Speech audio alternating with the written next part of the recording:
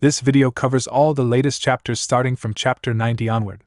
If you haven't watched the earlier chapters yet, be sure to check the link in the description or tap the I button above to catch up. Let's start today's recap. The scene shifted to Sichuan province, at the Tang clan. The Qing Qing sect's elder, known as the Tempest Swordsman, arrived alongside Nun Myoljiol, the Ma sect's first disciple, and their respective disciples. As they entered, they saw members of the Shaolin Temple and the Heavenly Merchant Guild already present. The Qing Qing sect elder shouted angrily, declaring that by law, all matters occurring in Sichuan must be resolved within Sichuan itself. He questioned what business the Shaolin Temple and the Heavenly Merchant Guild from Hunan province had there, accusing them of ignoring Sichuan's laws. Ryuseowa, the daughter of the Heavenly Merchant Guild's leader and the overall representative of the guild's body treatment clinic, stepped forward. Clasping her hands respectfully, she apologized and explained that the Heavenly Merchant Guild had come only to provide medical treatment, having heard that many people in the region were suffering from bone and joint ailments. The Qing Qing sect elder shouted again, accusing her of openly declaring an intention to interfere in Sichuan's affairs. At that moment, Haiyan, the leader of the Shaolin External Hall who had come to capture Mujin and his companions, stepped forward. He calmly replied that Shaolin had no intention of interfering in Sichuan's affairs, but neither could they stand by and allow an unnecessary fight to break out. Hearing this, the Qing Qing sect elder, the Ma sect's first disciple, and their followers grew tense. They turned to leave, and the Qing Qing sect elder shouted that for the sake of Shaolin's reputation, they would overlook the matter this time, but warned that it would not be so simple next time. Haiyan responded evenly, saying that if fate allowed, they would meet again. Silently observing everything, Patriarch Tang Peijin thought to himself that Shaolin's reputation was truly well-earned. With aura alone, they had driven back both the Qing Qing sect and the Ma sect. After letting out a sigh, Haiyan turned to Patriarch Tang and said that now the urgent matter was settled, he wished to see Mujin and the remaining children. Tang Peijin became visibly nervous at those words. Meanwhile, a person approached Ryuseowa with a letter and whispered that warrior Kang Hyuk had asked him to deliver it to her. Kang Hyuk was a false name Mujin was using. She accepted the letter. At the same time, Tang Peijin informed Haiyan that Mujin and his companions were no longer there and had already fled. Ryuseowa opened the letter and began to read. Inside, it said that he hoped she had been well. He wrote that he had been traveling with his companions, settling many matters along the way, and thus had not found time to visit. However, he believed the traces of his journey would prove helpful to both Shaolin and the Heavenly Merchant Guild. When the day came that they met again, he promised to send word in advance, and until then, he wished for her safety. The letter was signed by Mujin. The scene then shifted to a distant forest. Mujin stopped the carriage so they could rest, and the group began eating calorie bars made by Mujin with Tang Gak's help. Mujin remarked that since they had come this far, their senior brothers would not be able to pursue them immediately. The horses were tired as well, so resting for a while was necessary. Mugung asked where exactly they were. Mu Kyung commented that since Mujin had been leading the horses, he should know. Meanwhile, Muyul and Chung Su were unloading items from the carriage. Mujin unfolded the map and admitted that he had not had a chance to look at it earlier because everyone had urged him to hurry. After examining it, he pointed to Guangxi province and told them that was where they were. The others reacted in shock, saying they had never even heard of such a place. Mujin explained that of course they had not, since Guangxi was an unorthodox sect region. Hearing this, they panicked, shouting that they had entered unorthodox territory. Mujin reminded them that they were the ones who had told him to hurry anywhere at all. They replied that they had been afraid the elders would chase them down, and that if they were caught, Shaolin would show no mercy. Mujin silently apologized in his heart. The truth was that he had brought them to Guangxi on purpose. There was someone there they needed to recruit as an ally, and they also had to crush the members of the New Heavens faction along the way. It could not be helped. Aloud, Mujin reassured them that even if it was unorthodox territory, nothing too terrible would happen in broad daylight. Eventually, they calmed themselves, reasoning that Guangxi was still a place where people lived, and running into green forest bandits did not happen that often. Almost immediately after, they heard footsteps approaching. Turning toward the sound, they saw a group of 5 bandits, led by a bald man. One of the bandits sneered, asking why monks who should be in a temple were wandering through their territory. The leader laughed and suggested that perhaps Buddha had sent them as a gift. Mujin and his companions noted internally how quickly the bandits had appeared after being mentioned. The bandit leader announced himself as Crazed Bear Meng Rang, the nightmare and terror of Guangxi province. He mocked them and leapt into the air, swinging his club down toward them. A short time later, Meng Rang was sitting on the ground with a battered face, trembling as he begged forgiveness. He admitted his foolishness and acknowledged their strength. Mujin replied flatly that Meng Rang was simply weak. Mu Kyung commented that this must be the level of Green Forest bandits who had never properly learned martial arts. Magong asked what they should do with them. Meng Rang weakly muttered that Buddha taught mercy to all living beings, only to be immediately silenced by Magong. Mujin, however, was already thinking ahead. To keep the New Heavens faction in check within Guangxi, their small group alone would not be enough. He approached Meng Rang and asked where the largest Green Forest stronghold in the region was. Some time later, the scene shifted to the largest Green Forest stronghold in Guangxi, Great Tiger Stronghold. A group dressed as bandits arrived at its gates. The guards shouted at them to identify themselves and warned them to leave if they valued their lives. It was revealed that the newcomers were Mujin and his companions. Standing at the front, Magong shouted that they were the Black Bear sect and had come to take over Great Tiger Stronghold that very day. Earlier, Mujin had proposed disguising themselves as bandits. Mu Kyung had been shocked, asking if they were really pretending to be Green Forest bandits. Mujin had explained that it was like hiding a leaf within the forest. By pretending to be a Green Forest group, they could avoid pointless conflict, overthrow other bandit groups, and protect the people of Guangxi. Mu Kyung had reluctantly accepted the logic. Magong, however, had initially refused, declaring that as a proud member of the Great Shaolin Temple, he would not pretend to be Green Forest. Mujin had simply told him that if he did it, he could be the leader. At that, Magong had immediately agreed, blushing as he accepted the role. Now, at Great Tiger Stronghold, Magong shouted that he was the Black Bear sect's leader, the Bear Fist Destroyer, and demanded that the leader of Great Tiger Stronghold come out and face him.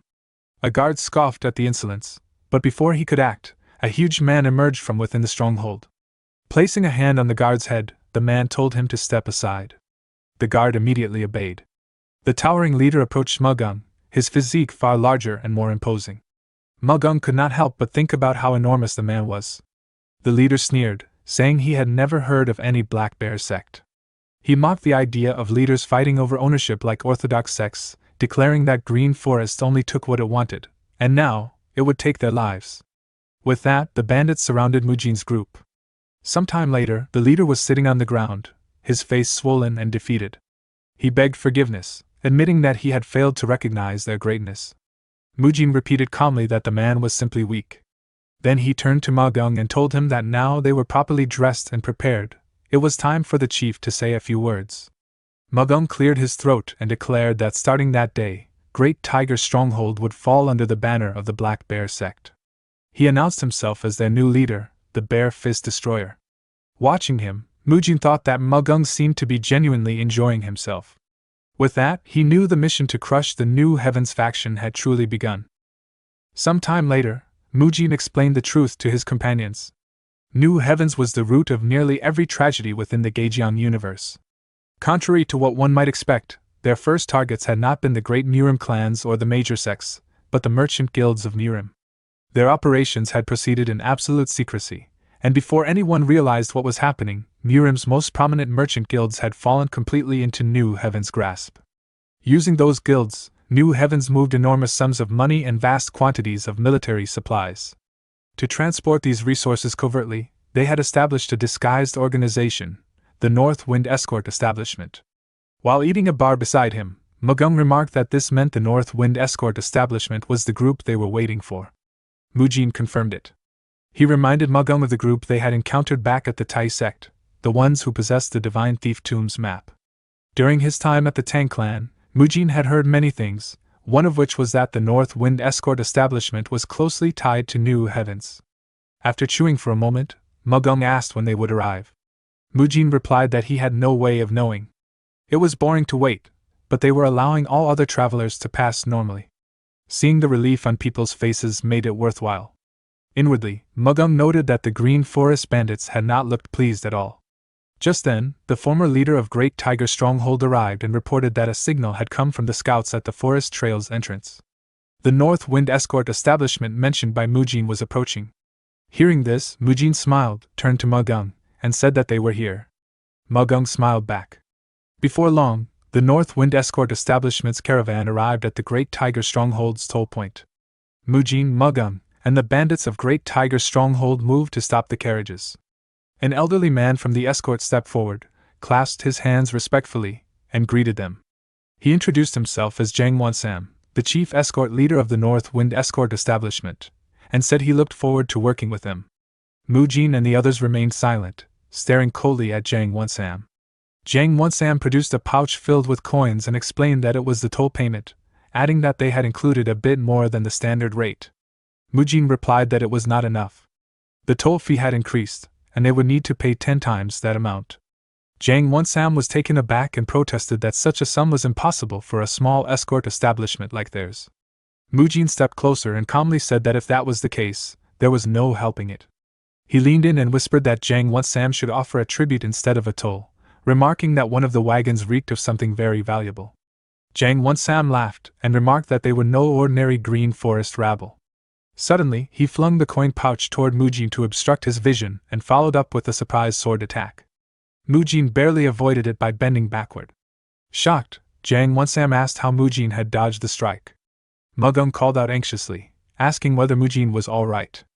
Before Mugum could do anything else, he heard shouting behind him.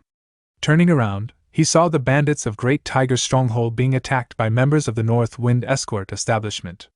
The bandits cried out in confusion, asking why the escorts were attacking them out of nowhere, and how they could be so impossibly strong. Gritting his teeth, Mugum muttered that he had not even seen them move. When had they gotten behind them? Meanwhile, facing Jang Won-sam, Mujin glanced back at the escort fighters. He realized they had used phantom steps and dark shadow arts. These men had already become new heavens hunting dogs. Mugum rushed toward his subordinates, apologizing to Mujin and saying he would leave Jang Won-sam to him. Shouting at the escorts, Mugum demanded to know what they were doing to his brothers. He immediately ordered the bandits of Great Tiger Stronghold to gather around him. They obeyed at once. When one escort tried to strike a bandit, Mugum intercepted the blow, kicking the attacker away. He declared loudly that anyone who touched his subordinates would answer to him, Bare Fist Destroyer, chief of Great Tiger Stronghold. Watching this, Mujin thought that Mugum was far too immersed in his role. Jang Won-sam then shouted at Mujin, demanding to know who they really were. Judging by their aura and stances, he accused them of being Shaolin monks, though their grown hair made it difficult to tell. Mujin calmly replied that his identity hardly mattered at the moment. Instead, he asked what about Jang Won-sam himself, a new heavens bastard. Jang Won-sam fell silent, confused, and asked what Mujin meant. Smiling, Mujin asked if he wanted him to repeat it. Angered by the insult, Jang Won-sam charged forward, shouting that he would tear Mujin limb from limb until he confessed how he knew that name. He swung his ore-infused sword repeatedly, but Mujin avoided every strike with precise footwork. Leaping into the air, Jang Won-sam unleashed a powerful vertical strike using his sword energy, Azure Heavens. Mujin smiled, hardened his skin with the Iron Guard technique, and blocked the attack head-on. Jang Won-sam's sword shattered on impact.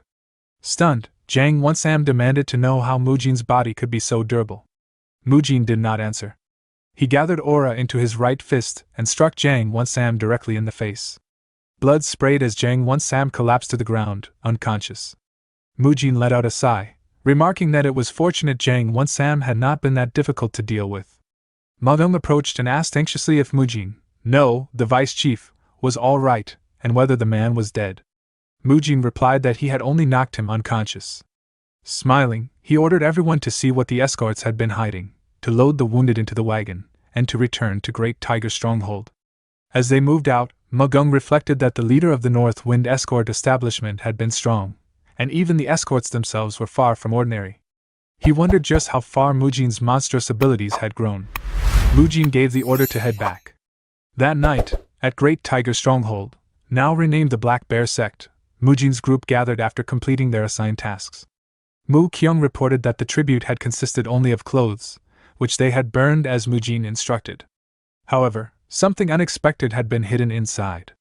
Mugum remarked that hiding it within clothes made sense, as it was the safest place. Chung Su added that he could feel an ominous energy leaking from the item. Mujin realized that his suspicions had been correct. They had been hiding something, but he had never expected to actually see it, dragon scale armor.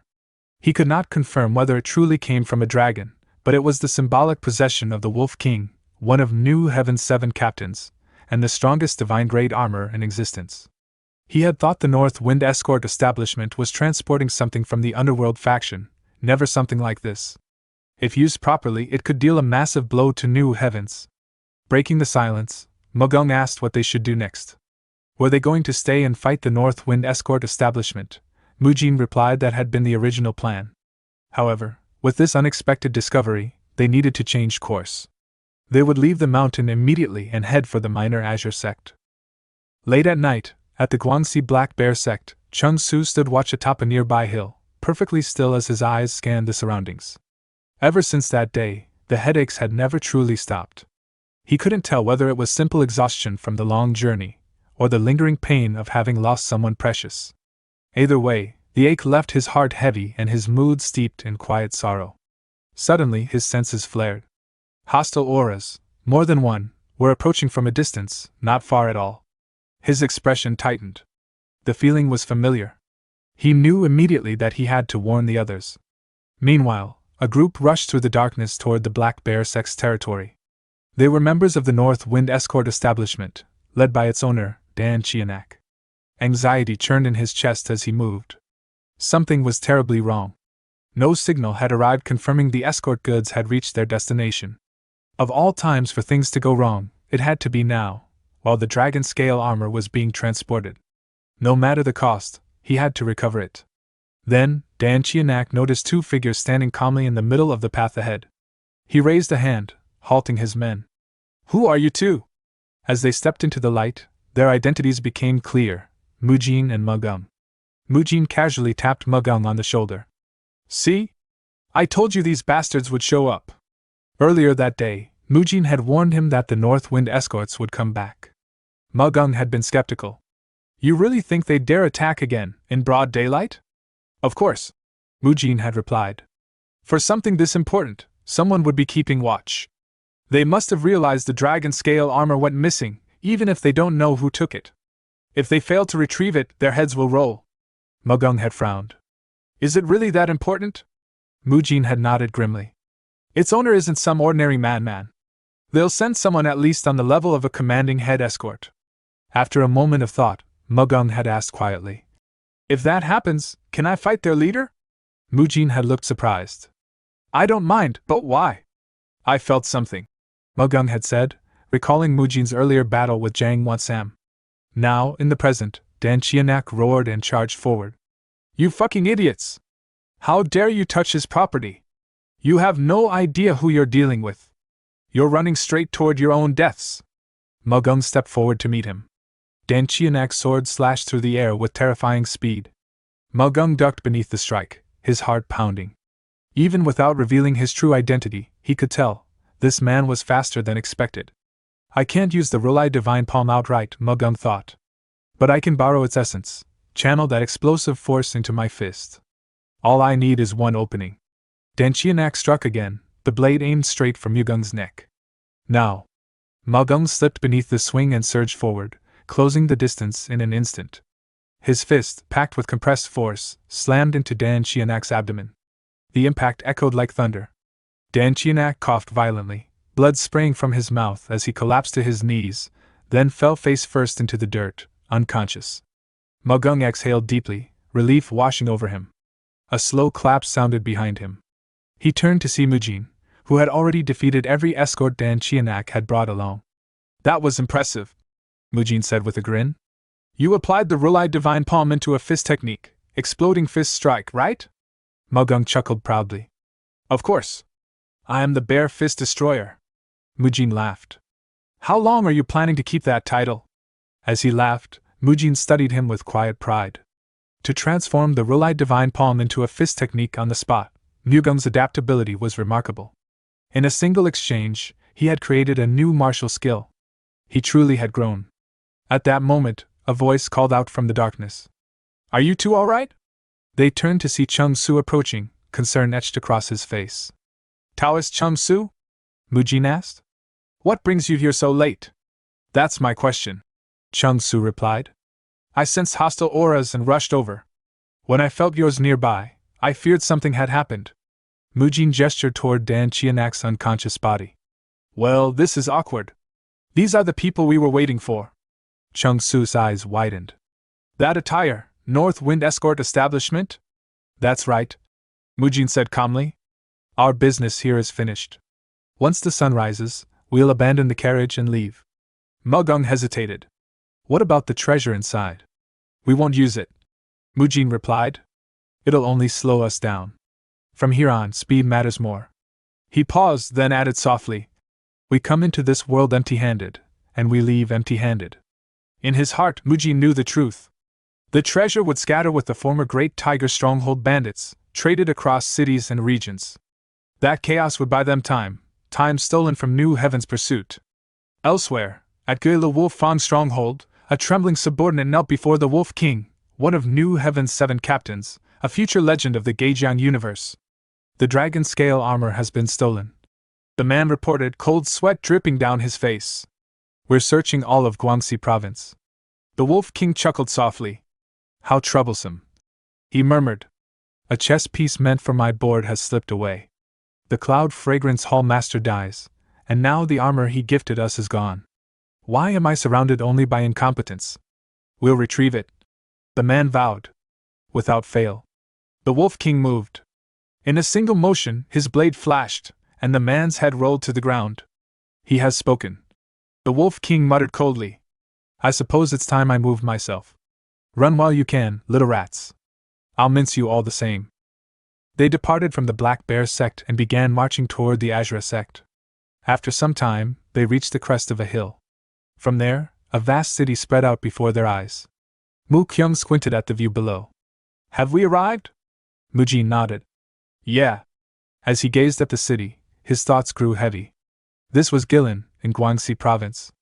From here on, everything would become complicated. One of their main reasons for coming to Guangxi had been to wipe out New Heaven's forces, and in that regard, they had largely succeeded. Now, only one objective remained, to bring back 2 people believed to be within the Minor Azure sect. The problem was that reaching the Minor Azure sect meant passing directly through Guilin. And Guilin was no ordinary city. It was the territory of Hyok Jingang, one of the 10 great martial masters of the world, and one of New Heaven's central strongholds. A city that would later become the largest slave market in the Central Plains. A truly wretched place. Some time later, the group walked through Guilin's streets. Mu Kyung looked around, puzzled. I thought a city ruled by unorthodox sects would feel different. But on the surface, it doesn't seem much different from anywhere else. Muyo glanced at him. What kind of place were you expecting? I figured it'd be chaos everywhere. Mu Kyung replied. Unorthodox types stirring up trouble nonstop. Muyul chuckled. That actually sounds fun. That's not what I meant.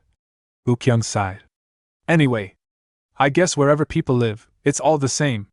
As he spoke, a child suddenly slammed into him and fell to the ground. Mu Kyung and Muyul immediately turned back. Hey, are you hurt? Kid, are you okay? But the child only lay there, trembling in fear. Muyul frowned. Something felt off. In a shaking voice, the child whispered, Please save me. Mom. Dad. Muyul stiffened. Something about him doesn't seem right. At that moment, a man hurried over. Oh my, thank you, he said quickly. He's my son. I scolded him earlier and he ran off. Thanks to you youngsters, I didn't have to chase him down. He reached out to grab the child. Come on now. I'll stop scolding you. Let's go home. Before he could lift him, Mu Kyung stepped forward, his voice suddenly cold. Wait. Are you really his father? The man's expression hardened instantly. You should have just walked away. He snarled. You stupid bastards. At his signal, several thugs appeared, surrounding Mujin's group with clubs and blades. So you found the one who ran, one of them said. Then they noticed the others. Who are these punks? You idiots, let go of him and get out of Guilin. Stop sticking your noses into other people's business. Muyul smiled faintly. This is exactly the kind of city you were imagining, Mu Kyung. Mu Kyung sighed. Yeah. He tightened his grip on the man's arm, the one claiming to be the child's father. Well, if they're committing crimes this openly, it makes things easier. He glanced at Mujin. It's fine if we restrain them and ask a few questions, right? The man screamed. My arm! It's going to break! Mujin smiled calmly. If you were going to do it anyway, why ask? Do whatever you want. Not long after, the thugs lay scattered across the ground, groaning, their faces swollen and bruised. The leader trembled. I'm sorry, great heroes. I'll tell you everything. We're just a merchant group operating in Gilin. Mukyung snorted. And you expect me to believe that? Looks like you still have enough strength to lie. Mujin stepped in. It's not entirely false. You are merchants. It's just that what you sell is special. His eyes sharpened. You're slave traders. And you're affiliated with the Unorthodox Alliance. The man went pale and fell silent. Muya looked at the child, then back at Mujin. If they're slave traders, does that mean this kid is? Mu Kyung didn't wait for the answer. He smacked the man's bald head with his wooden staff, grabbed him by the collar, and snarled. Stop hiding things and talk. There are other kids too, aren't there? Where's your base? The scene shifted to an annex building of the Gilin Merchant Guild. Inside, a sword slick with blood was withdrawn from a corpse. The man holding it spoke coldly. Owner Hyo Mayan. What happened to the child? Hyo Mayan clasped his hands nervously. I apologize, honored guest. Seeing how late it is, something must have gone wrong. Shall I bring you another child instead? The man sheathed his sword slowly. Have you ever heard this saying? When you buy a new sword, what you cut first determines your fortune. Hyo Mayan hesitated. My knowledge is lacking. I wouldn't know. They say the greatest fortune comes from cutting down an entire family.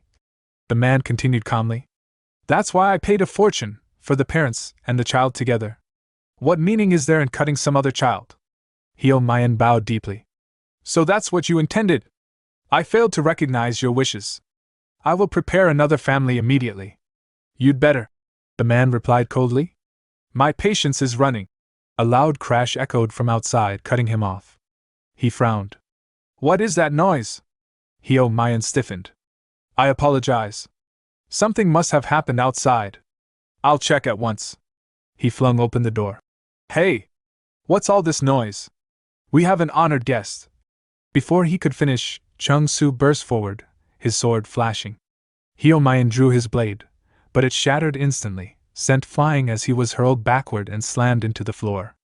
The guest narrowed his eyes. What's going on? Hyo Mayan lay stunned.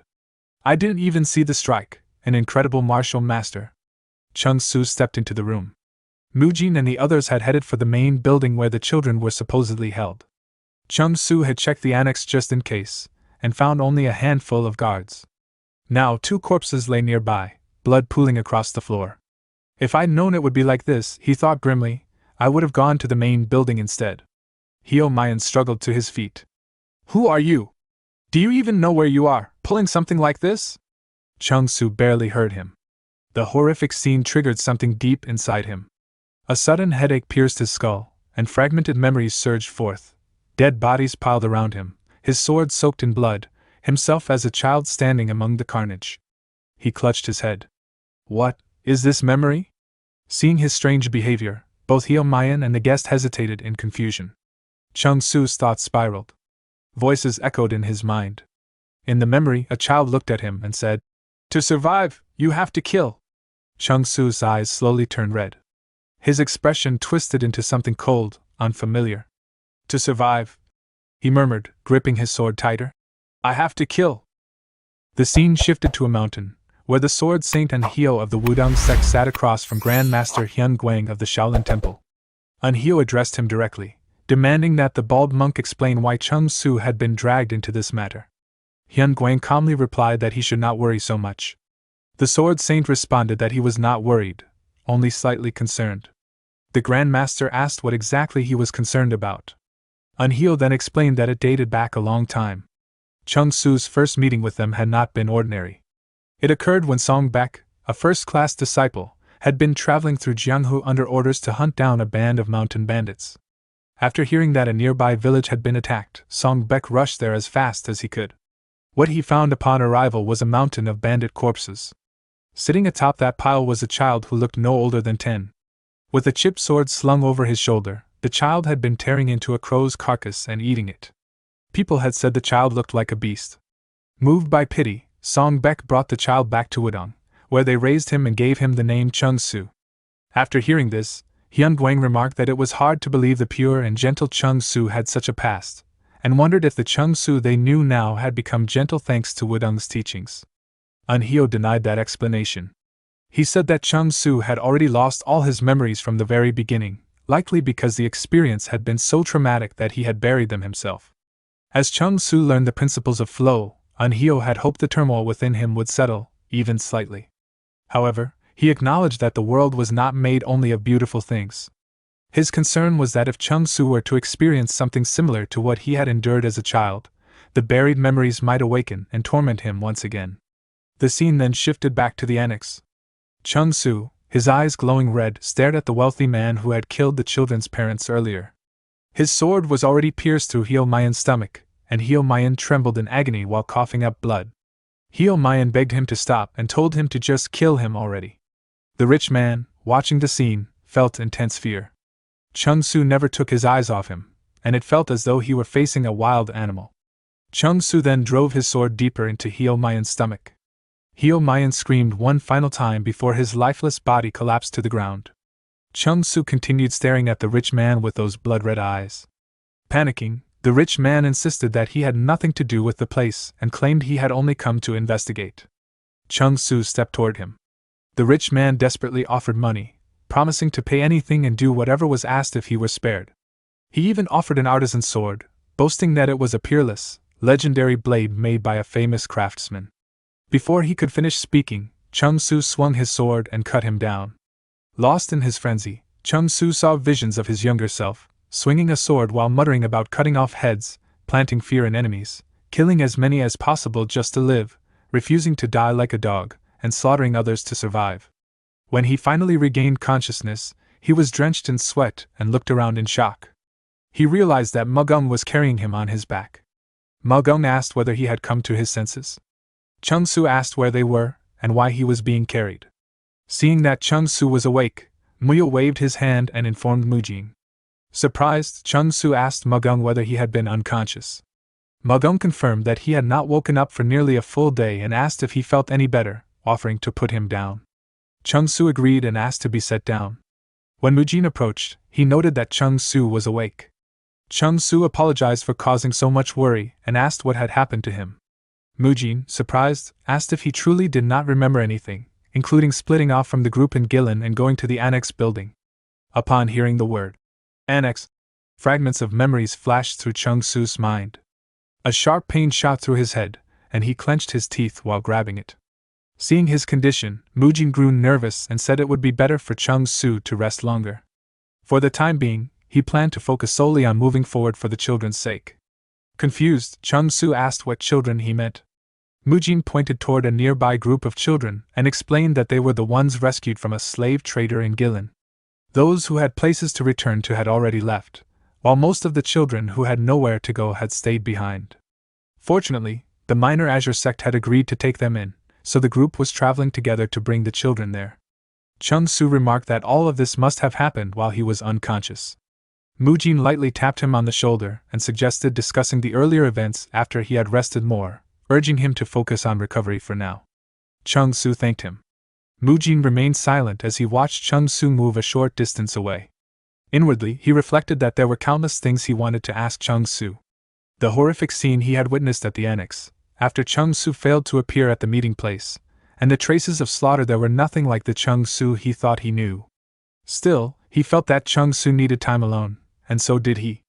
Now, only the hardest part of the Guangxi province plan remained, recruiting Baek Gowon, the strategist.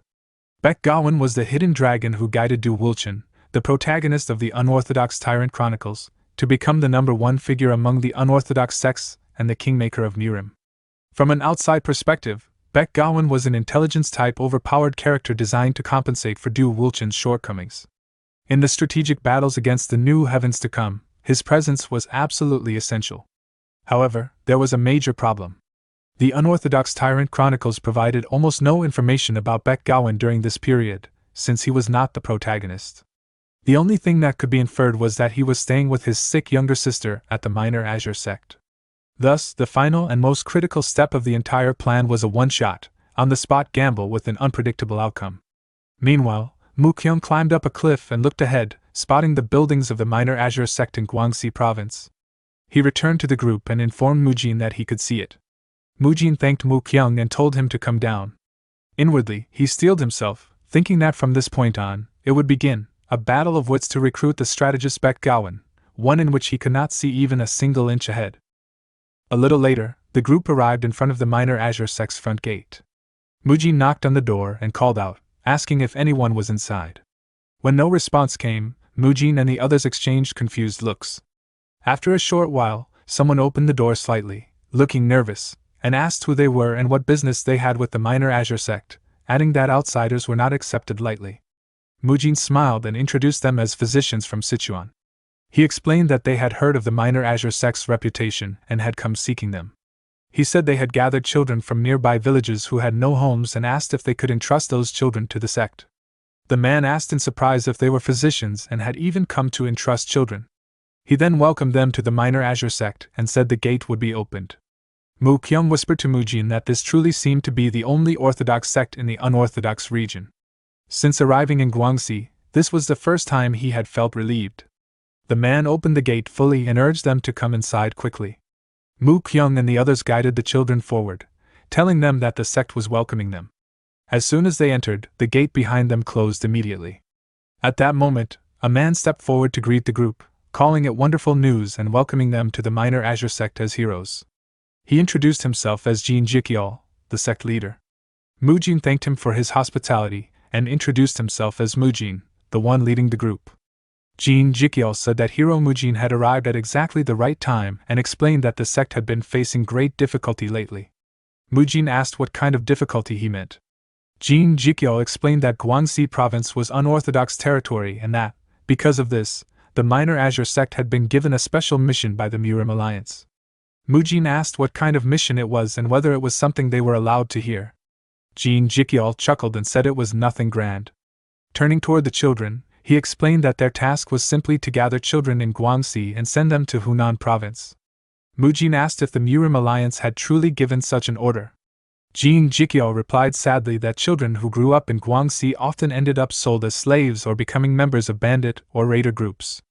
To prevent that future, the Murim Alliance had decided to take preventive measures.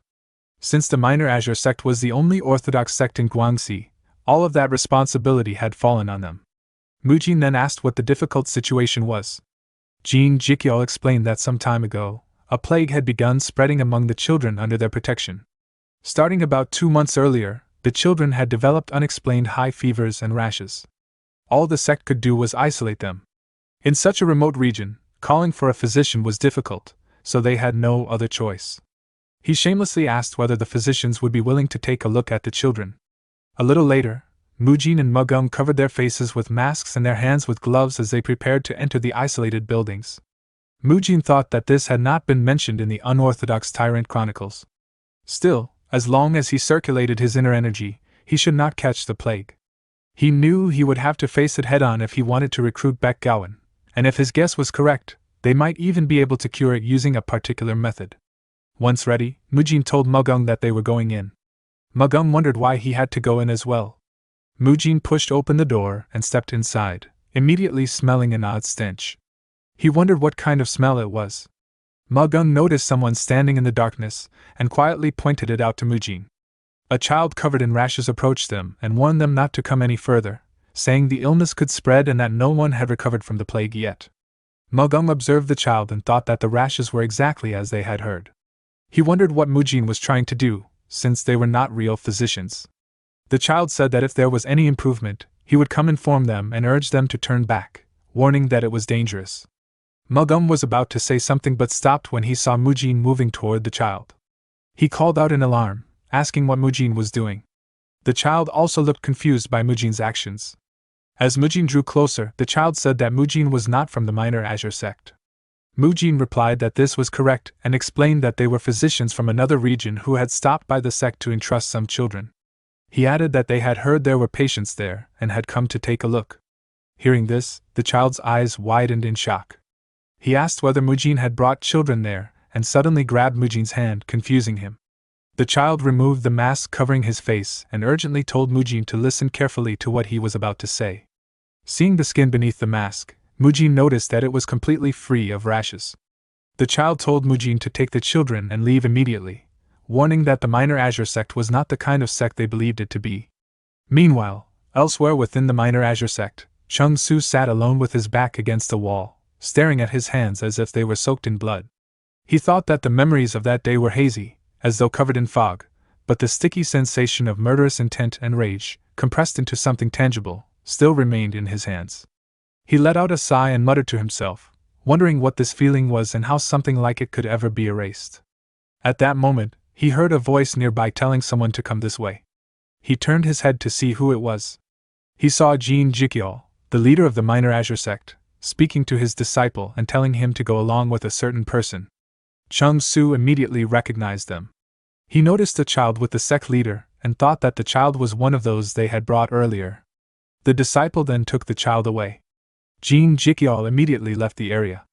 Watching this, Chung Su grew uneasy. He wondered why they were taking only that child away without a word and felt that something was wrong. He questioned where they were taking him. Some time earlier, the child had been sitting alone on a set of stairs, lost in thoughts of his mother and father. Jin Jikyol approached him and asked why he was sitting there alone, wondering if something was troubling him. Startled, the child immediately stood up and tried to leave, saying that it was nothing. Jin Jikyol then asked if he wanted to see his parents. The child turned back in confusion, and Jin Jikyol told him that if that was the case, he could help. He offered to take the child to see his parents.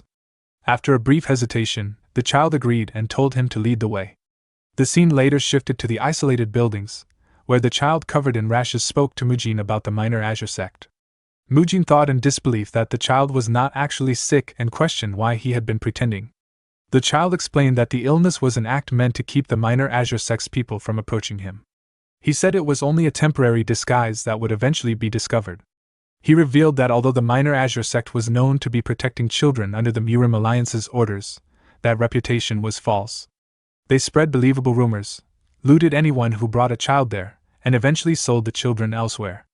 He warned that it was a trap. While he himself had circumstances that prevented him from leaving, it was not too late for Mujin and the others. Mujin reflected that the child had been boldly deceiving adults. If someone that clever had stayed here instead of escaping long ago, then there was no doubt about it. The child had to be Baek Gawan. The circumstances he mentioned must have referred to his younger sister, Baek Garyang, who was sick and unable to move. That confirmed he truly was here. Mujin removed his mask and thanked the child for the warning, saying that they would not run away on their own. He reassured him that they would handle the situation themselves. Elsewhere, a disciple and the child arrived in front of a large wooden gate. The disciple told the child that they had arrived. The child asked if his parents were inside. The disciple replied that they were and said that if the child went inside, he would be able to meet them. He then opened the door and entered the room with the child. The moment the child saw the inside, his eyes widened in shock. The room resembled a slaughterhouse. Realizing what the place truly was, the child froze in horror. With a dark expression, the disciple told him that, just as promised, he would let him meet his parents. Terrified, the child immediately turned around and tried to run. The disciple swiftly grabbed the cloth wrapped around the child's neck, dragged him to a table, and slammed him down. Holding the child's right arm firmly, he picked up an axe and demanded to know where he thought he was going. He mocked the child for wanting to see his parents, complaining that the meat they had stored had gone bad, leaving them unable to eat for 2 months. He asked if the child had any idea how much everyone had been holding back. He said they would send the child to his parents, but only after using him first. Trembling, the child begged to be spared. The disciple raised the axe and remarked that there did not seem to be enough meat, so they would simply have to share it properly. Seeing the raised axe, the child cried out for help.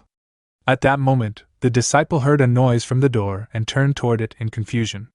He saw Chung Su bursting through the door and laughing as he unleashed several sword-sheath slashes toward him. Grinding his teeth in fury, Chung Su continued his assault, but the disciple blocked the slashes with his axe. The disciple mocked Chung Su, saying that he had been given a chance to run away but had wasted it over a mere chunk of meat, calling him soft. Chung Su responded by calling him an animal.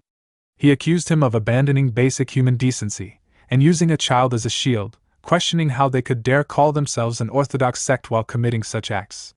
The disciple laughed and called Chung Su's words foolish. He declared that they were not the minor Azure sect at all, but the Mad Demon Bandits, a group that had made a name for itself around Guangzhou. He explained that they had moved their territory to Guangxi province and had been looking for a place to settle. After finding an orthodox sect, they disguised themselves as a merchant guild, claimed they had been attacked by Green Forest bandits, and asked for help. The sect had believed them completely. As repayment, they drugged their food and attacked at night, wiping them out without resistance. Since then, they had been pretending to be the Minor Azure sect for 10 years. He mocked the naivete of the orthodox sect and scoffed at being lectured about righteousness. Chung Su tightened his grip on his sword, his eyes burning red with rage. He declared that they were not worth sparing and were nothing but animals. The disciple pressed the axe against the child's neck and warned Chung Su not to move, saying he might kill the child by accident if startled. Chung Su gritted his teeth in frustration and called him a coward. The disciple replied that animals did not understand cowardice. He added that Chung Su had more important things to worry about than a mere piece of meat, revealing that he had sent Chung Su's companions a little gift, food laced with a generous amount of paralysis poison. The scene shifted to Mu Kyung, who was surprised that the Minor Azure sect had sent them food. The sect members delivering it explained that their sect leader had ordered them to do so and said it was only natural to repay honored guests for their help. They asked him not to refuse their sincerity. Mu Kyung thanked them and asked that their sect leader be thanked on their behalf. After the Minor Azure sect members left, Mu Kyung stared nervously at the food boxes, wondering if everything would truly be fine. The scene shifted back to the slaughterhouse, where a mad demon bandit claimed that he had sent Chung Su's companions a small gift, food loaded with a generous amount of paralysis poison. However, Chung Su kept his focus fixed on the mad demon bandit, who was holding a child hostage. He carefully searched for even the slightest mistake, waiting for a chance to attack and save the child. Noticing Chung Su's lack of reaction, the bandit mocked him, remarking that Chung Su showed no concern and questioning whether he had truly been close to the companions who came with him. Chung Su replied calmly that the reason he was not shaken was because he trusted them. The bandit ground his teeth in frustration and dismissed it as nonsense. Inwardly, he felt growing panic. He realized he was barely holding on thanks to the hostage, and at the moment he let his guard down even slightly, he would be killed for certain. Cold sweat ran down the bandit's face as he met Chung Su's intensely focused, red-tinged eyes. Those eyes stirred something familiar within him. Suddenly, realization struck. He had seen them before. Those beast-like eyes were the same ones he had seen 10 years ago. At the same time, Chung Su was sweating heavily, forcing himself to maintain focus despite a severe headache that refused to subside. He wondered why it had to happen now, of all times. With a trembling hand, the bandit pointed one of his axes toward Chung Su and accused him, saying that he finally remembered his face and asking whether Chung Su had followed them all this way. Chung Su questioned what the bandit was suddenly talking about. The bandit shouted angrily, accusing Chung Su of pretending ignorance. He insisted that he recognized those eyes and declared that Chung Su was from a rural village near Qinghai province, attacked 10 years ago, and that there was no way he could forget them. Upon hearing the name of the village, buried memories from 10 years ago resurfaced in Chung Su's mind. A sharp pain surged through his head as confusion overwhelmed him, and he wondered what was happening and why these memories were returning. The bandit continued shouting, claiming that on that day, Chung Su had slaughtered them like dogs, killing even those who tried to run or begged for mercy. He raged that they had been forced to flee to Shanxi with nothing left. He cursed Chung Su as an insane monster, accusing him of calling them worthless animals and claiming that Chung Su was no different from them, insisting that Chung Su was the one who had turned them into what they were. Overwhelmed by the pain in his head, Chung Su collapsed to his knees, barely able to endure it. This sudden opening confused the bandit at first, but he quickly seized the opportunity. Believing it was his chance, the bandit rushed forward, determined to kill Chung Su immediately. Before the bandit could strike, Mujin arrived and delivered a powerful flying kick. The swift whirlwind sweep smashed into the bandit's chest, sending him crashing violently into the wall. Mujin let out a sigh of relief before turning to Chung Su and asking if he was all right. Chung Su questioned why Mujin had come there. Mujin explained that a child he had met at an isolated building had told him about the place. Hearing that children were being dragged there, Mujin had come to investigate. He then asked how Chung Su had discovered the location. Chung Su explained that he had seen the Minor Azure sect leader taking a child away and felt something was suspicious, so he followed them and found the place. He then warned Mujin that the others might be in danger, explaining what the bandit had said about poisoning the food and planning an attack. Although he was unsure whether it was true, he urged Mujin to confirm it. Mujin acknowledged the warning and said he would head there immediately, but asked once more whether Chung Su was truly all right. Chung Su answered that he was fine and believed he was simply exhausted. Mujin instructed him to look after the child for the time being and to get some rest, saying they would talk later. As Chung Su looked down at his own hands, he reflected that the bloodstains were not something that had merely gotten on him, they were his own doing. Even if he had forgotten, he realized he could never truly erase it. Meanwhile, Mujin arrived at the residence where the group was staying. He destroyed the front gate with an invincible punch and rushed inside. As he scanned the surroundings, he called out for Mu Kyung and Muyul, asking if they were safe. He then froze upon seeing that Muyul and Mu Kyung had already defeated their attackers. Mu Kyung turned toward Mujin nervously and acknowledged his arrival. Mujin wondered what had happened but noted with relief that they did not appear to be seriously injured. Mu Kyung explained that earlier, members of the Minor Azure sect had brought food as a gesture of gratitude. Feeling it would be rude to refuse, they accepted it. Just as they were about to eat, the monkey Lingling suddenly attacked the food and knocked everything over. Lingling had become strangely furious, and while they were panicking, members of the Minor Azure sect burst in angrily. Although Mu Kyung admitted it made sense for them to be upset, since their food was ruined, the group apologized sincerely. Despite that, the sect members still drew their swords. Mujin let out a sigh, realizing the situation. He remarked that Mu Kyung and the others had become quite skilled at subduing people. Mu Kyung replied that he had only knocked them out for the time being. Mujin said that was good and expressed relief that nothing worse had happened. Mu Kyung asked whether they were now in serious trouble. Mujin reassured him, saying he had done well and that those people were dangerous to begin with. Mu Kyung smiled in relief. Mujin cautioned him that next time, he should not resort to fighting without thinking it through. Some time later, after all the mad demon bandits, who had been pretending to be members of the Minor Azure sect, were restrained, Baek Gowon arrived. He commented that Mujin had said he would handle the rest and expressed surprise that everything had been resolved so cleanly in just half a day. Mujin replied that there was still one matter left to resolve. Baek Gowon acknowledged this. Mujin smiled and pointed out that the reason Baek Gowon had been unable to leave the Minor Azure sect remained unresolved. The scene then revealed Baek Gowon's younger sister, Baek Garyong, lying unconscious on a bed. Mujin reflected on Du Wulchen's first companion, the strategist who helped him achieve vengeance for his clan, Baek Gowon. In the story, Baek Gowon had a younger sister who was seriously ill. Her illness originated from a special constitution. She had been born with overwhelmingly powerful, innate yin energy. The extreme cold produced by that yin energy was so intense that it could freeze not only her body, but even the area around her. Meanwhile, Baek Gowon honestly explained to Mujin that when his sister was younger, the condition had not been this severe. At first, her hands and feet had merely been colder than other people's, and she had been more susceptible to the cold. However, as she grew older, her yin energy gradually intensified, and eventually she began struggling to endure the cold on her own. Lately, she had been spending most of her time asleep, likely because simply suppressing the cold within her body had already become too much for her. As he spoke, Baek Gowon gently placed a cloth soaked in warm water on his sister's head. He continued, explaining that they had visited many clinics reputed to be famous. Aside from learning that her condition was a type of blocked meridians disorder, they had found no other answers. All he could do was remain by his sister's side as she grew weaker, and little by little, he had begun to lose hope as well. Still, he believed there was meaning in heaven's will that had brought Mujin and the others there, and he begged them to save his sister. Mujin considered the situation. Just as stomach ailments were treated with medicine and wounds with surgery, problems rooted in inner energy had to be treated with inner energy itself. He instructed Mugung to begin the treatment. Mugung sat beside Baek Garyong, extended his palm toward her, and a green glow formed as his inner energy manifested. Mugung carefully regulated the power of the Rulai divine palm strikes pure, extreme yang energy, injecting it slowly so it circulated through the patient's meridian points throughout her entire body. The heat flowed through her meridians without harming her, merged with her cold energy, neutralized it, and brought balance and harmony. Watching this, Baek Gowon remarked that he had never seen treatment like that before. Mujin explained that it was one of the treatment methods used by the body treatment clinic, known as heat therapy.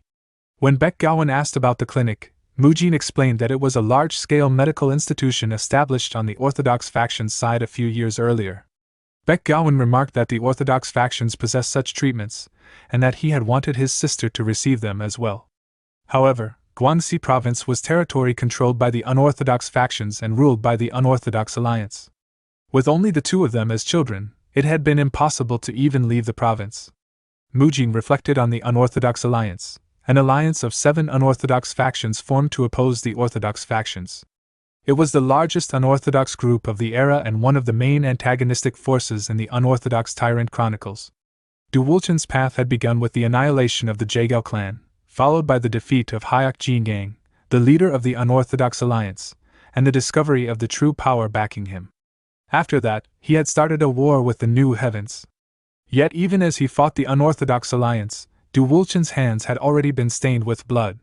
In the end, he became a public enemy of Mirim, and the one who presented him with a solution had been Baek Gowon. In the story, Baek Gowon had warned Du Wulchen that seeking vengeance for his clan at the cost of everything was reckless, no matter how exceptional his martial arts were, especially if he faced the entire unorthodox alliance alone. When Du Wulchen asked what he meant, Baek Gowon advised him to spread the fact that he was the one who annihilated the Jaegao clan and use that infamy as a foundation to build a new force within the unorthodox sections. Du Wulchen objected, saying that was not the right path. Baek Gowon countered that good and evil, justice, and morality no longer mattered. If Du Wulchen truly wanted vengeance, he would have to abandon the orthodox path and walk the unorthodox one. From that point on, he could no longer embrace both. He needed to cast aside a double-edged heart, ignite the will of a single blade, and walk the path of a cunning hero who would not hesitate to use any means necessary, a path befitting a name that carried the word blade. In the present, Mujin reflected that Du Wulchen had ultimately cast aside the sword and taken up the blade, walking the path of the unorthodox sect in earnest. With Baek Gowon at his side, they eventually succeeded in bringing down the unorthodox alliance, but at the very end, his thoughts were interrupted as green energy spread throughout the room. Seeing this, Mujin realized that the injection of extreme yang energy was complete. At that moment, Baek Gyeryong muttered softly and woke up, rubbing her eyes. Still confused, she called out to her brother before she could fully open them. Baek Gowon rushed to her side and embraced her, crying with relief that she had truly woken up. He then turned to Mujin and expressed his deep gratitude, wondering how he could ever repay such kindness. Meanwhile, Baek Gyeryong looked at Mujin with confusion. Mujin reassured Baek Gowon that repayment was unnecessary and asked Baek Gyeryong how she was feeling. She replied in short phrases, saying that she felt weak, that there was still cold energy, but that it was not unbearable. Mujin found her phrasing puzzling. Baek Gowon explained that his sister had a habit of speaking in short phrases because she lacked energy, and that what she meant was that her body, once filled with cold, felt as though it had recovered a little. Mujin understood. Baek Gowon then introduced the group to his sister, explaining that they were healers from Sichuan who had treated her illness and also taken down the minor Azure Sex gang. Baek Gyeryong looked toward Mugung, who smiled back at her. She appeared slightly confused and lost in thought. At that moment, Mujin cautioned them not to relax yet. If the treatment was not continued, her condition could relapse. Her constitution needed to be changed, which meant she would require several more treatments. He explained that they would soon be leaving the Minor Azure sect and asked whether Baek Gowon would come with them for his sister's continued treatment. Baek Gowon immediately agreed, saying that since they had found a way to treat his sister, he would follow them anywhere. He also vowed to repay the kindness they had shown in saving him, his sister, and the other children. Baek Gyeryong then softly mentioned Songzhan Shaolin.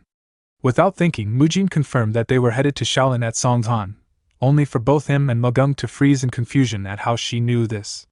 Baek Gyeryong continued, reciting fragmented phrases about Shaolin's great monks, repaying kindness with devotion, and a narrow escape from death. Mujin asked how she knew they were from Shaolin. She explained calmly that it was nothing surprising. Innate yin energy countered yang energy, and since her illness stemmed from innate yin energy, it required yang inner energy for treatment. However, most martial arts yang energy could not be used for healing.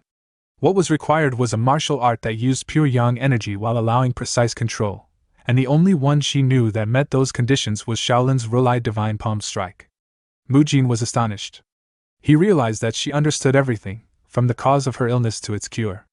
This was Baek Gowon's younger sister, someone he had claimed was even more talented than himself. According to the original story, the unorthodox alliance would covet Baek Gyeryong's constitution and purchase her, and by the time Baek Gowon found her again, it would already be too late. In the end, both Du Woolchin and Baek Gowon would become so broken that they could no longer maintain their sanity, leaving them with nothing but vengeance. Mujin reflected that even if by coincidence, he might have gained something even more valuable than a brilliant strategist like Baek Gowon. Having already interfered with the novel's plot, he resolved not to let this tragedy repeat itself simply because it was fated. Saving as many people as possible might be what he was meant to do there. The scene then shifted to late at night, to one of the buildings where all the mad demon bandits were restrained. Someone approached them with a sword. Upon seeing him, the bandits began to tremble in fear. The one who entered was Chung-Soo, who declared that he had thought it through and reached a conclusion of his own, that those beasts were not worth keeping alive. Chung-Soo recalled the day 10 years ago, when his small, peaceful village near Qinghai was engulfed in flames. The mad demon bandits had stormed in, setting the village on fire and slaughtering its people without mercy. Their leader ordered his subordinates to kill everyone and loot everything, declaring that they should show exactly what kind of bastards the mad demon bandits were. The bandits responded eagerly and carried out his command. At that moment, the leader noticed something unusual and demanded to know what it was. Standing some distance away was a child holding a sword. The leader questioned what a child was doing there. That child was Chung-Soo. Several bandits approached him, laughing cruelly as they mocked him and asked whether he was searching for his parents. They told him to search thoroughly, claiming that if he looked hard enough, he might find a finger or something similar. Chung-Soo immediately dropped into a fighting stance and swung his sword. Before the bandits could even react, he cut them down. In the present, Chung-Soo recalled that scene, how he had killed the mad demon bandits 10 years earlier. He let out a deep sigh as the restrained bandits around him were already lying dead by his hand. At that moment, Mujin arrived and called out to him. With blood-red eyes, Chung-Soo turned to face him. Mujin asked if he was all right. Chung-Soo glanced at the lifeless bodies of the mad demon bandits, and replied that he was fine, explaining that he had simply made them pay for their sins. Mujin responded that he was not trying to defend them, but questioned whether Chung-Soo truly needed to execute them so brutally, remarking that it was unlike him. Chung-Soo clenched his teeth in agitation and asked whether Mujin truly knew him well enough to say that. Mujin, confused, asked him to clarify. Chung-Soo raised his sword and declared that Mujin was mistaken about one thing before swinging it at him. Mujin blocked the attack and demanded to know what he was doing. Chung-Soo declared that this was his true nature and released his sword chi. Mujin blocked the energy as well, then immediately reached out, grabbed Chung-Soo by the collar, and slammed him to the floor. Mujin told him that it was the same as before, recalling how Chung-Soo had deliberately tried to provoke him in the past. He explained that he had realized then that Chung-Soo always acted that way when he wanted something. Mujin stated that Chung-Soo had clearly been troubled for days and assured him that he would listen, urging him to explain what had been bothering him. Chung-Soo remained silent for a moment before revealing that those men had been a band of mountain bandits known as the Mad Demon Bandits, the same ones who had raided his village when he was a child. He explained that his village had been small and peaceful, but that peace had not lasted. He vividly remembered the screams of people begging for their lives and the laughter of the bandits, as they mocked and killed them. In the midst of that chaos, he had been frozen in helplessness, feeling nothing except the desire to live. He had picked up a sword from the ground and begun killing anyone who approached him. Later, when he looked back on it, he realized that he had not been swinging his sword merely to survive, he had been swinging it to kill. By sheer luck, he had later been found and taken in by the Taoists. However, being weak, he had fled from those memories, hiding his true nature and the beast within him. He had believed that was the only way he would be accepted, and he confessed that he had been deceiving the Taoists all along. Hearing this, Mujin understood that encountering those men again had caused Chung-Soo's suppressed memories to resurface, shaking the very foundation of the principles he had learned in Wudong. Mujin released him and stood up, addressing him as Taoist Chung-Soo. He explained that, in the end, Chung-Soo had done what he did to survive and asked whether he truly blamed himself for it. With a sigh, Mujin admitted that he did not believe Chung-Soo's actions had been entirely wrong. Considering what those men had done, Mujin believed they were people who deserved to die. If Chung-Soo had not killed them back then, not only would he have died, but many more people, and children, would have suffered afterward. Mujin pointed out that Jianghu was filled with villains, and in such a world, it was impossible to avoid staining one's hands with blood. Even Shaolin had individuals specifically tasked with dealing with people like them. Chung Su responded that even if his actions had been for survival, he could not deny that he had tried to kill as many as possible. He admitted that he feared the beast inside him might be his true nature. He was afraid that the person he was now, along with Wudong's teachings, would be erased, leaving only the beast behind until he became a monster like them. Mujin lightly tapped him on the shoulder, understanding that Chung Su was afraid of losing himself. He told Chung Su that while he understood his fear, he could not look away from it. The memories and killing intent from his past were also part of him, just as the restraint, discipline, and goodness he had cultivated in Wudong were part of him as well. Mujin urged him not to cast aside any part of himself, but to embrace even his past as part of Wudong's principles, just as the Taoists had accepted him for the sake of his future, without any ulterior motives. He told Chung Su that he, too, had to accept himself for the future of the child who had taken up the sword due to a tragic accident. Chung Su expressed his gratitude for Mujin's guidance. The scene then shifted to the largest green forest stronghold in Guangxi, the Great Tiger Stronghold, which was engulfed in flames. Its leader lay wounded on the ground, having been injured by the Wolf King's subordinates. The Wolf King questioned whether the information was true, asking if those enemies had been targeting the North Wind escort establishment from the very beginning. The Tiger Stronghold leader confirmed that it was true. When the Wolf King asked where they had gone, the wounded leader claimed to know and begged for his life. Before he could finish speaking, the Wolf King gestured to his subordinate, who immediately drove a sword through the Tiger Stronghold leader. The man screamed in pain before dying. The Wolf King then ordered his subordinates to release the wolves into Gilan, declaring that they would flush their enemies out and hunt them down. The scene shifted to the Minor Azure sect, where Baek Gowon shared his thoughts. He explained that, most likely in the near future, they should expect a large-scale raid from the unorthodox faction. Mujin asked what he meant by a raid. Gowon explained that a few men from the Minor Azure sect had managed to escape. He was certain they would gather more people and soon return to attack the place. Mujin wondered if they would really go that far and questioned what reason they would have. Gowon explained that the first reason was the wealth they had stockpiled. All the assets they had amassed over 10 years of looting were still there, untouched. The second reason, he added, was their numbers. Confused, Mujin asked what he meant by their numbers. Gowon clarified that with only the people they currently had, they were severely short-handed to defend the place. Their lack of manpower would give the enemy the perfect excuse to launch an attack. Magung smiled and confidently remarked that it would not matter how many of those bastards came. However, before he could finish his sentence, Gowon calmly stated that the raiding force was estimated to be around 200 people. Magung immediately fell silent. Mujin then pointed out that since Gowon had brought up the issue first, he must already have a plan. Gowon admitted that it would not be easy, but he believed the best option was to reduce their numbers before the enemy could fully gather. In other words, they would strike first. Thus, under Baek Gowon's command, the interception operation began. First, Muyul and Lingling were tasked with delivering letters requesting reinforcements. Both were skilled at navigating mountain paths, and Lingling knew the routes well, making them ideal for the mission. Starting that very night, the group began intercepting all unorthodox forces near the Minor Azure sect. They launched a night raid on the vanguard leadership, then lured the Green Forest bandits responsible for communications into a trap and wiped them out. After that, they ambushed incoming reinforcements, countered an interception squad that attempted to stop them, carried out another night raid, and finally took a brief rest. A few days later, while resting, Mujin wondered aloud how many days had passed, remarking that there seemed to be no end to their enemies. At that moment, more bandits approached an empty carriage the group had been using as bait in their lure and wipe strategy.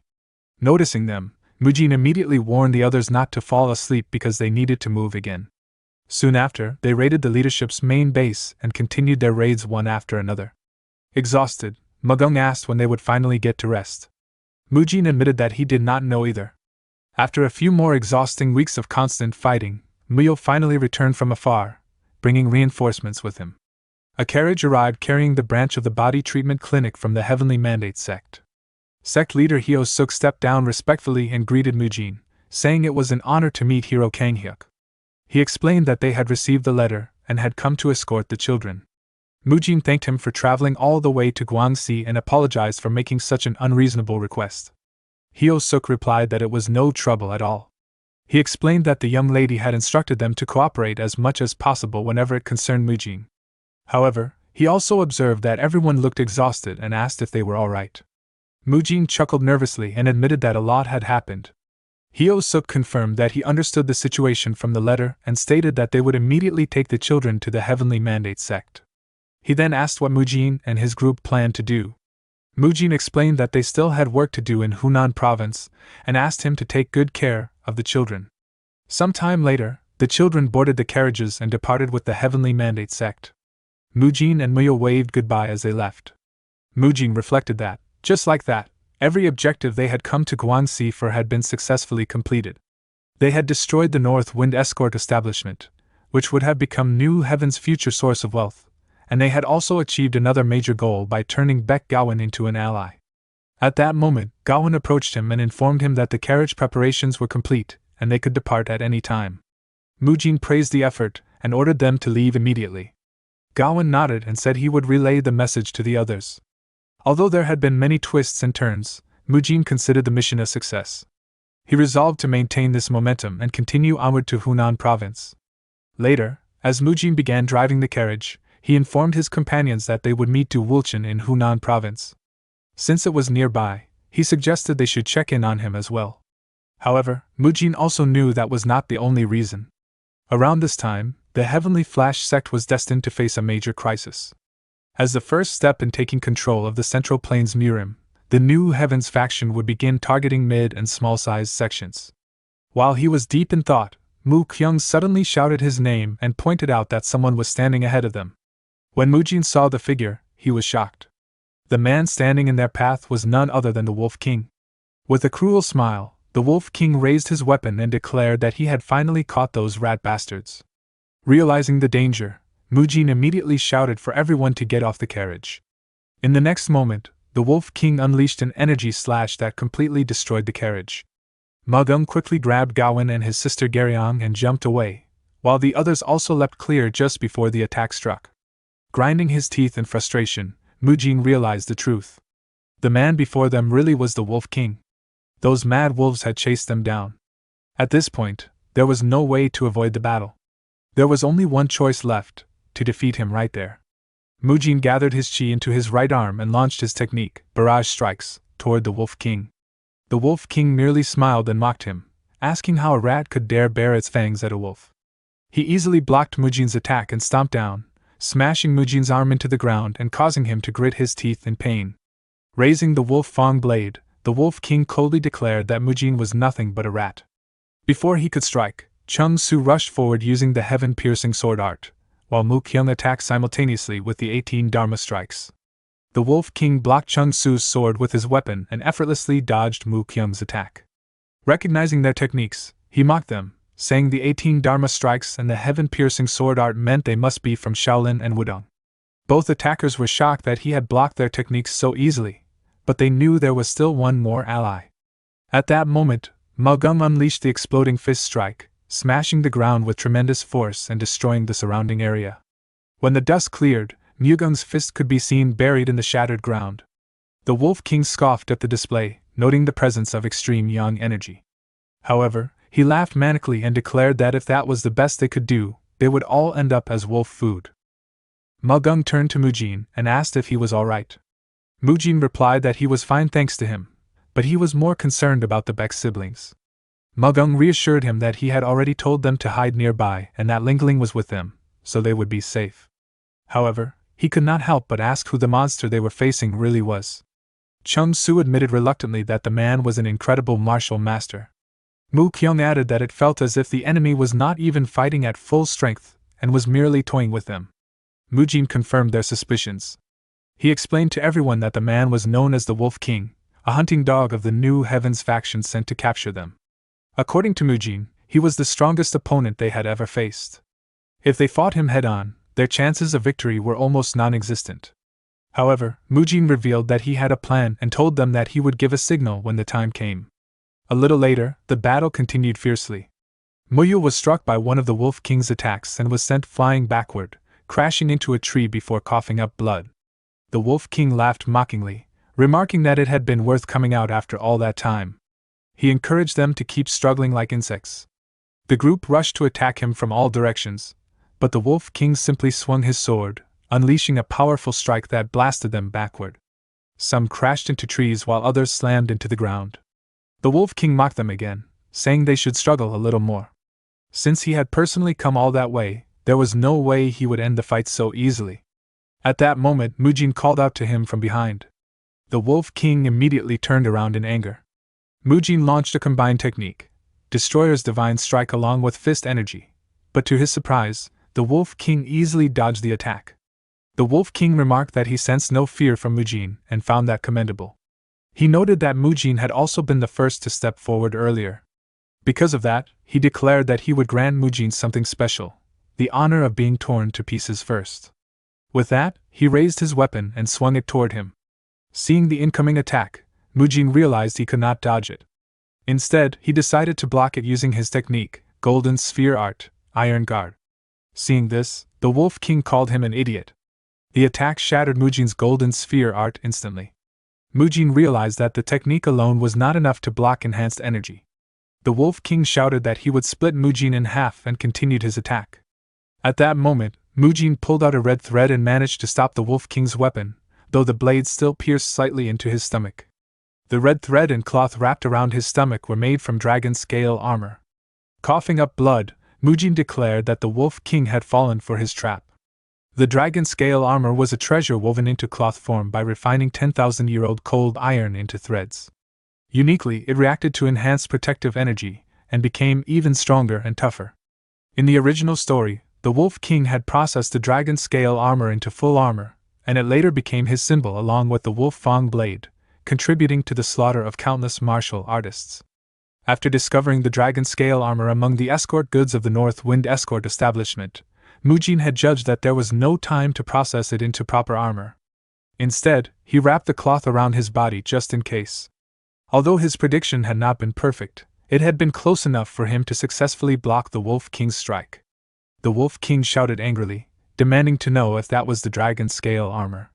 Furious, he asked how such a lowly bastard dared to lay his filthy hands on it. Mujin calmly asked what the Wolf King planned to do about it, adding that if it had been that precious, he should have guarded it better. Enraged, the Wolf King declared that the armor was a treasure bestowed upon him by his lord's grace, and that Mujin would suffer a horrible death. However, when he tried to pull his sword free, he realized it would not budge. The blade was stuck because Mujin had locked it in place using his ultra-condensed muscles external oblique muscle technique. Despite his trembling body, Mujin smiled and declared that this was what real combat muscles look like. He even mocked the Wolf King by asking if he had ever heard of the enhanced unyielding maiden art. Mujin pointed out that the Wolf King had underestimated them as mere young brats, but now he was the one caught in the trap.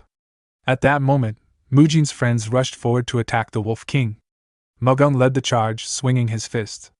However, the Wolf King easily dodged the attack and immediately counterattacked, kicking Mugung's arm hard and mocking them for daring to play petty tricks on him.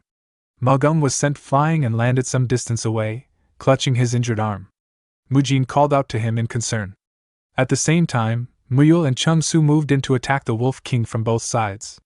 Sensing the danger, the Wolf King leapt high into the air to evade them. Even as he rose into the air, his blade still could not move because Mujin continued to grip it. Irritated, the Wolf King ordered Mujin to let go, threatening to slam him straight into the ground if he did not. At that moment, Mu Kyung suddenly appeared behind the Wolf King and told Mujin that it was time. Mu Kyung unleashed the invincible anti-demon punch technique, striking the Wolf King with tremendous power and slamming him into the ground, shattering the earth where he crashed. The Wolf King realized that his blade had finally been freed. In his mind, he acknowledged that trash like them had managed to coordinate surprisingly well. Still, he believed the obstacle had been removed. Declaring that playtime was over, he promised to kill them all in a single strike as he rose to his feet with a trembling body. However, before he could retaliate, he was struck by the Rulai Divine Palm Strike and a Twin Palm Strike, which slammed him repeatedly into the ground. The attack came from Mugung. The Wolf King was shocked. He was certain he had broken Mugung's arm, yet Mugung was still fighting. Observing closely, he realized that Mugung was using martial arts despite having a broken arm, even though it could cause his blood vessels to burst. Before the Wolf King could escape the overwhelming pressure of the palm strikes pinning him to the ground, Mujin approached him despite his injuries and declared that it was the end. The Wolf King struggled to stand but could not. Grinding his teeth in frustration, he muttered that it was impossible. He was the Wolf King, There was no way he could lose to mere insects. Meanwhile, Mujin gathered his chi into his right arm and delivered a final strike to the Wolf King lying on the ground, triggering a massive explosion. When the dust finally settled, Mujin's hand was soaked in blood, and the lifeless body of the Wolf King lay on the ground. Mujin realized that they had defeated the Wolf King.